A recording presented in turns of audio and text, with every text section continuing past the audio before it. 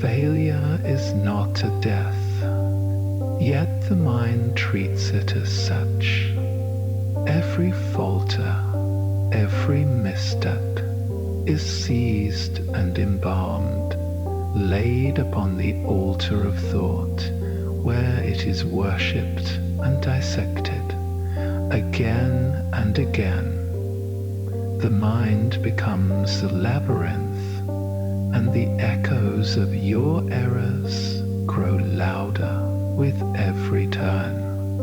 You walk these halls with bleeding feet, revisiting old ruins that crumble further each time you pass.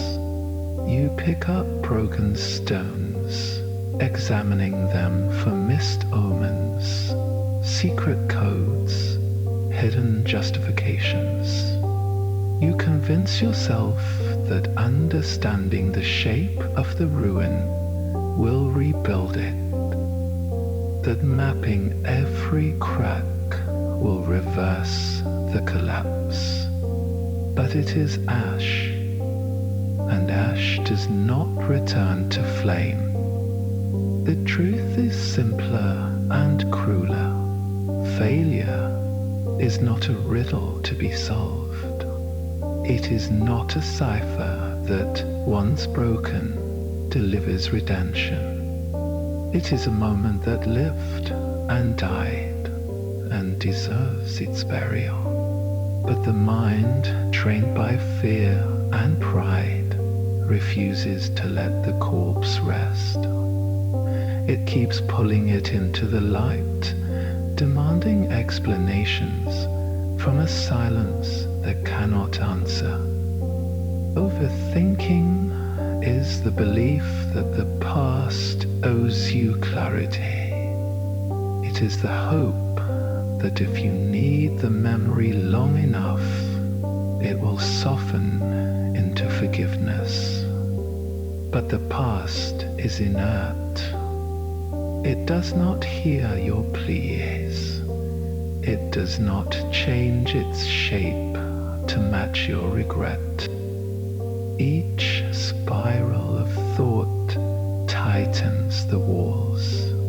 Each imagined correction, each rehearsed apology spins the wheel a little faster.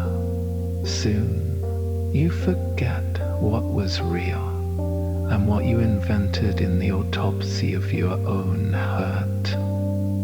You become a curator of ghosts, a collector of dust, mistaking the weight of the archive for significant, and yet none of it has any weight outside the mind. The universe moves, indifferent to the intricacies of your shame. Stars are born and die without concern for your missteps. Time flows like a river that does not pause when you stumble on its banks. Release is not found by solving the failure.